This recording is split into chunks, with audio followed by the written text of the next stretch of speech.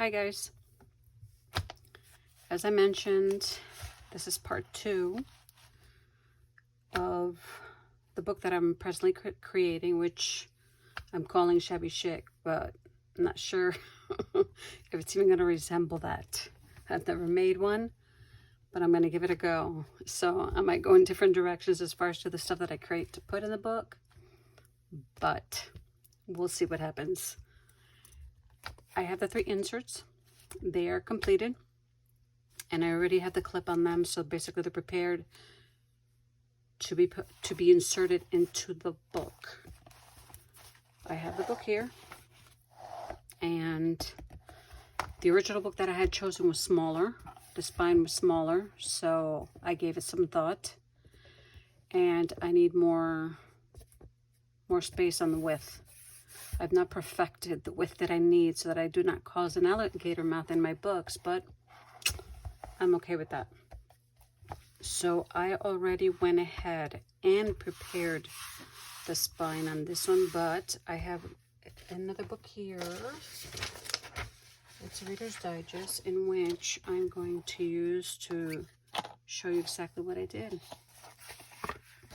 so that this video does not end up being a long one. I mean, I have a earlier video way back that shows how I do my book binding and how I put my inserts in. So this is going to be sort of like, I'm gonna try to do as best as I can. So let me put this to the side for a second, because I wanted to go over the things that you need, and that's an awl. Purchased on Amazon.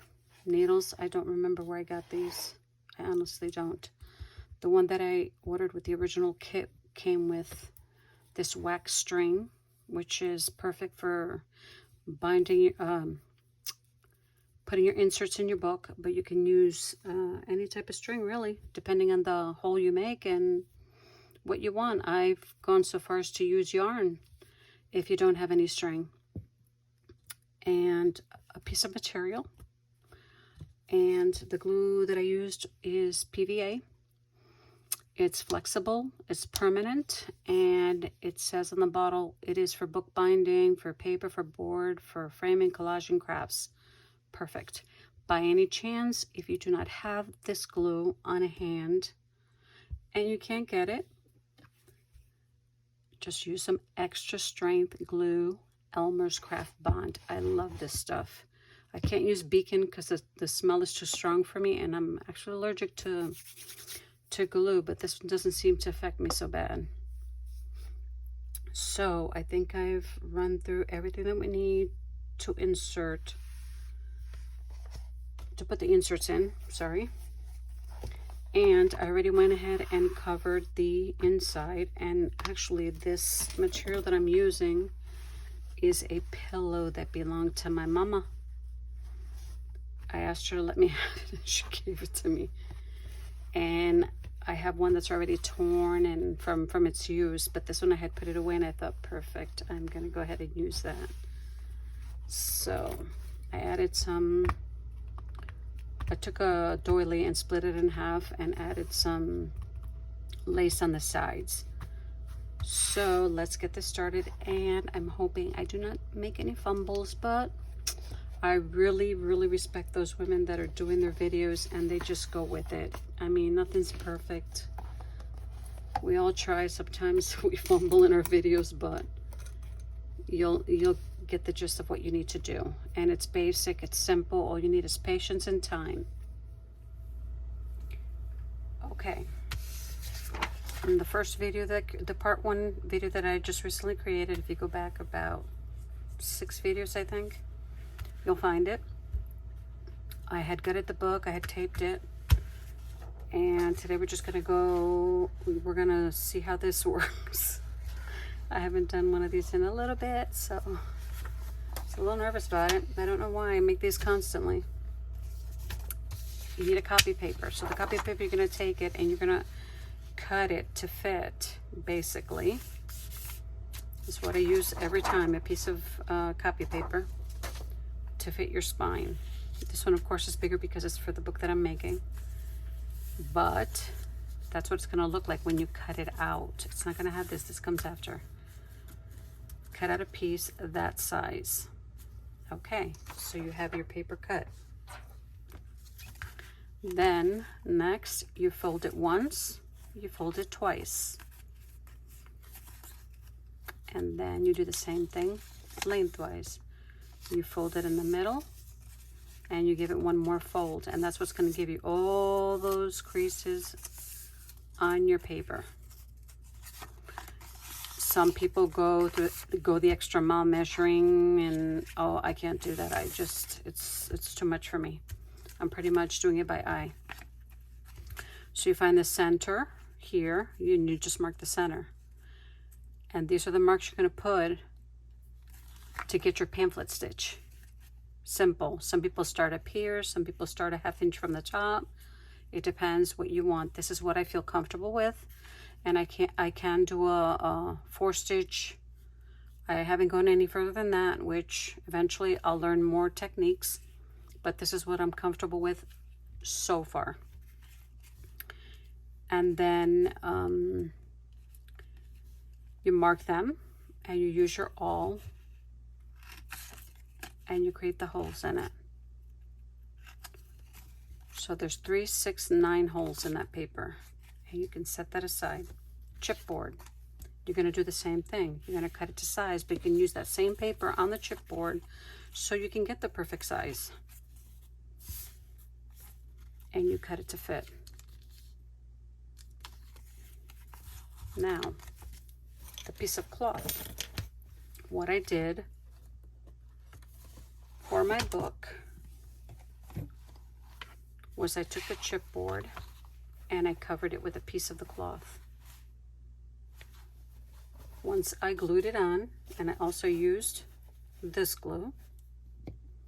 Once I glued it on, I turned it over, and then I fold. As you can see, I have a perfect fold on the edges here, not on the covers. The covers, I wanted them purposely to be frayed, but here I folded over the cloth on the other side of the chipboard. Then once I covered it, I went back with the paper and I put it back on there. Well, that's what I did. I probably made it more complicated for myself, because you could probably have glued the chipboard down, then this on top, holding it together, whether it's with a clip or one of those fancy smaller ones of these on the top. And then once the chipboard is glued down and you have these two clipped on, then go ahead and hold your book and make your holes. 3 on the top, 3 in the middle, and 3 in the bottom. But I made it a little more complicated for myself, and I went ahead and I put the paper on the chipboard. Once it had the material on it, put the paper on the chipboard and went ahead and made the 3 holes. I put the paper clip on the top, made the 3 holes on the chipboard through the cloth, making it a little more complicated for myself. And then once I had those 3 holes there, glued it down, and then made the holes. So if you just put the cloth on and then glue this down, put the paper on top. I hope I'm being understood and not making it complicated. Put the paper down and then punch the hole through the chipboard and the book, and you'll get your holes in the back. 3 holes, 3 holes, 3 holes. Perfect. I think I mentioned in the last video, in the part 1, that I was going to make it a hidden spine, but I changed my mind at the last minute too. I went ahead and did it this way because I'm going to cover the book completely in different kinds of lace, and I pretty much have an idea of where I'm going to go with it, and this is all going to be covered. None of that's going to be showing. And here there's going to be 2 pockets, and I'm going to put something here, and that will be in my next video. So without further ado, let's get these inserts in. So I've already cut the thread, And all you have to do is count 3 times, 1, 2, 3, and then I always add a little extra just in case. So 1 for each insert. And like I mentioned, I've already poked holes in the first and the second, so I will be poking the holes in this one because I'm going to start from the back to the front of the book. So I have my needle threaded already, and I have my awl, and the same paper that you poke the holes in, that's the one you're going to use to create the holes in the insert. You're just going to fold it in half, but first you're going to put it in the middle of the insert evenly from top to bottom as best as you can. Take your awl and you're going to go right to the center hole, and what I do is I lay the front down completely when I'm pushing the awl through, and there's your first hole. And then come up to the top hole in the middle and do the same thing. Depending on how big your insert is, sometimes you'll need a little force. I'm assuming because I do have some laminating paper in there, it makes it a little harder also. And then you come down to the bottom hole right here and you do the same. Middle, top, and the bottom one. Bringing the page down and holding on to it as you push the awl through. And there is the third hole. Remove that, and then we can start the process of adding the inserts, this insert into the book. I'm going to show you how to do this one. Follow the same procedure for whatever amount of inserts you're going to put in your book. So I'm going to take you through it slowly. Here we go. The tricky part. Okay, so the needle, you're going to insert it into your middle hole. I usually leave it like that. This is going to be your first insert. This is going to be your second one. Well, this is going to be your third one, second one, and first one. So you're going to push the needle through the center hole, and as you can see, it's coming out of the back, and pull. Leave an excess of your string hanging this way because you don't want to lose it by pulling too much and then having to start all over again. Then you go through the top hole in your book and come, I hope I'm in frame, come up this way, and as you can see, if I tug, this is going to move here. You have your clips on your pages, so you shouldn't have a problem going straight through all the pages. So I'm going to fold the page down, and hopefully it's good. Well, you don't have to fold it down. There, it's coming through the top. And there's a little resistance only because of the laminating paper. Okay, now this part here, turn the book around this way, is where I pull your string just a little bit so it falls where it needs to on the holes here. So what I like to do is I take this string and I wrap it around my pinky. That's so that I can hold it. I'm pulling it upwards so that when I go through with my needle, I am not going to grab the thread. Let me see if I can do that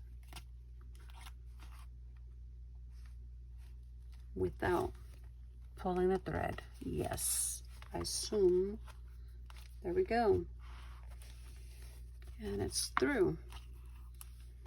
So you're going to have to pull a little bit because this string is a little long, but it went through without a hitch. And then go through that little hole again come out the back, go through the bottom hole,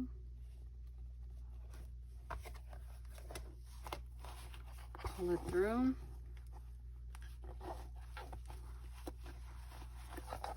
okay, pull it through, okay, and then I'm going to turn it this way, it's easier for me, and then let's get that needle in that last hole, and it shouldn't be a problem, I hope.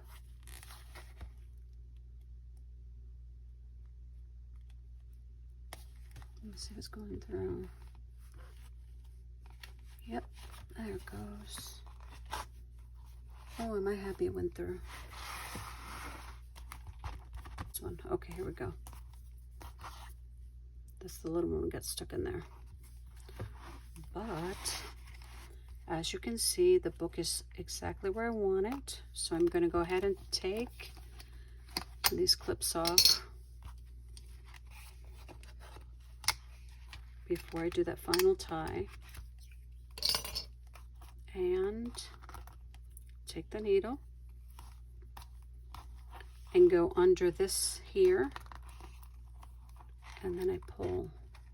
As I pull, the book becomes flush and snug to the spine of the book. As you can see, look at that.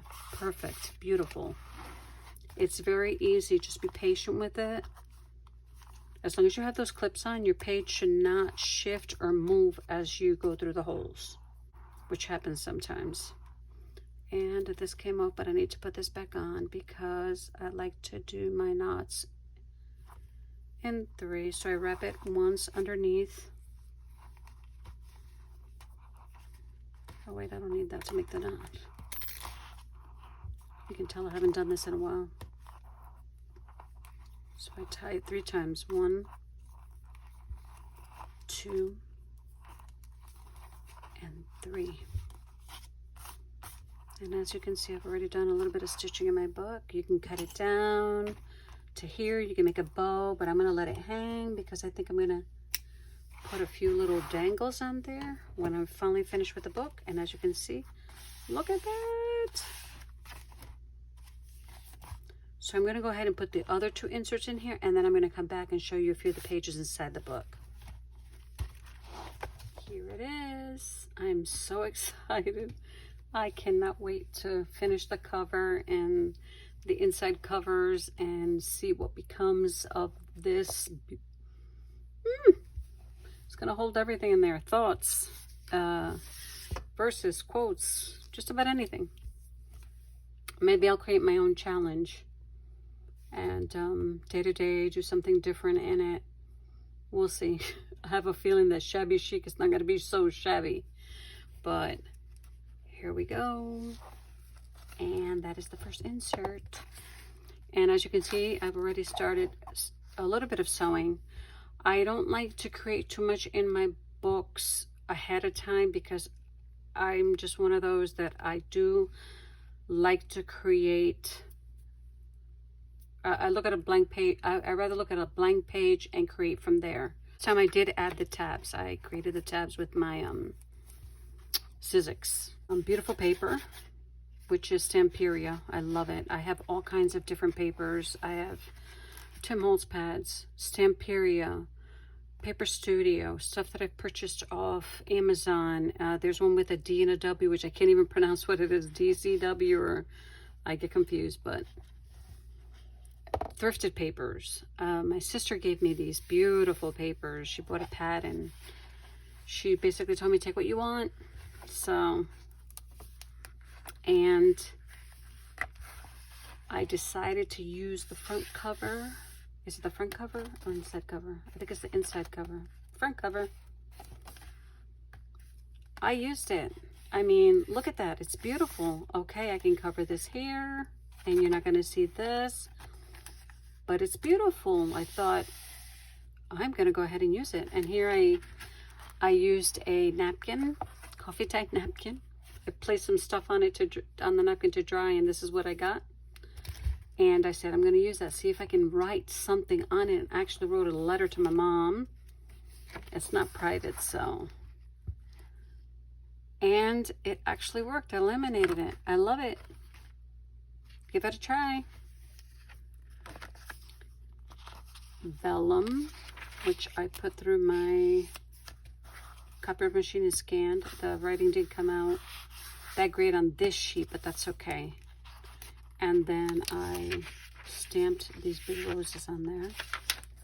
Gorgeous paper. I've had this for a very long time. There's those papers that we hoard that we just don't want to use, just in case, and we never use them. So I thought, it's going in there. About time I let go. This I created on a tracing paper. It's actually a master board that I created using magazine cutouts. I think it was magazine cutouts. But I thought, I'm going to go ahead and give it a try and see how it works. This was a stamp from Hobby Lobby, music paper, sticker. I thought it was beautiful. Added in there. More paper. I can't remember which one is which. Coffee dye paper. Gorgeous paper I've thrifted. The graph paper. This page is actually supposed to become a pocket. And let me jump on to the next insert. And I did the same in the front, only I put the Our Father in this one. And of course, I created a boo-boo. I put Psalm 23. It's not it. Psalm 23 is not even the Our Father. Our Father, I think, is in Matthew 6, which was the model prayer that Jesus used to teach the disciples how to pray. So, and then on this one, I put His faithful love endures forever. Same process, vellum, the stamp, but the papers. This is from college, when I was in college. And more luscious paper. This is actually rice paper that I coffee dye. And the rings that I have on here that I used on other paper that I'm going to use in here, I actually used the Wee yogurt jar.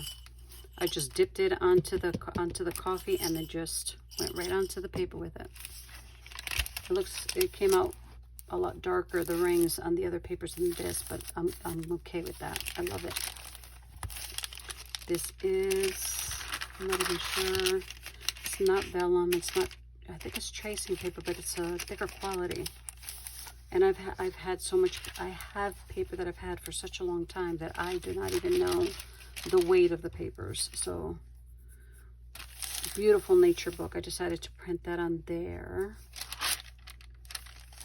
And more paper, more paper, more paper.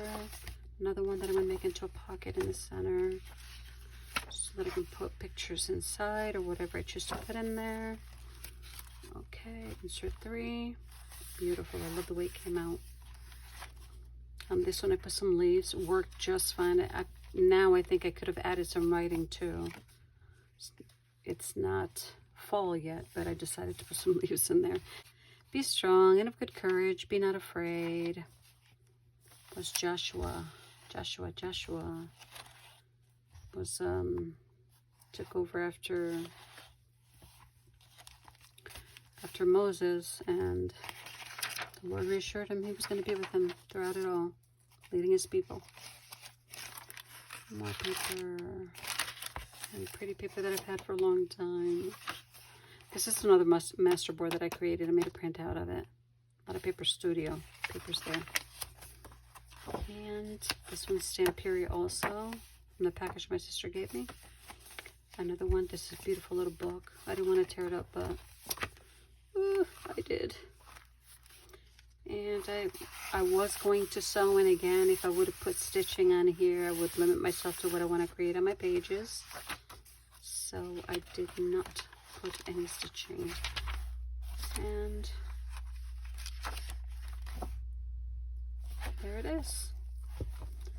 But before I finish and say goodbye, I'm going to add this in here. It is, you can put it on the page if you want. I'm planning to put a piece of paper in there, but that's going to start off my book. Beautiful. And I'm creating some of these, so there will be a video on that. And I'm working on some other pretty stuff. And here's the one of the magnets that I created. It says "Be Strong," Psalm 31:24. And maybe, let's see where I can put this one. I think I'm going to go ahead and put that one right here. And you could check out my last video where I showed how to make these little babies, and you could create them any size you want. Second insert, Philippians 4:13. Very pretty. So I'm thinking here, look at that. I may change it later on, I don't know. And then I have this little one that says Matthew 5, Psalm 121. Psalm 121 is my favorite psalm. Let me see if I can find a page for this one. I'm just showing you how they stay on, but I might not even keep them on those pages. There you go. Look how pretty that is. Grace any book that you have. And this one I did not laminate. And it's pretty. So I don't even know if I'm going to use all three, but we'll see. That's the other side. I can put that one there, just so that you can see how they stick on there. And I could make this longer by showing you papers that I'm working on, but we'll leave that for another video. And thank you for joining me. God bless you. Take your time, be patient, and enjoy what you are doing. Join me next time. See you then.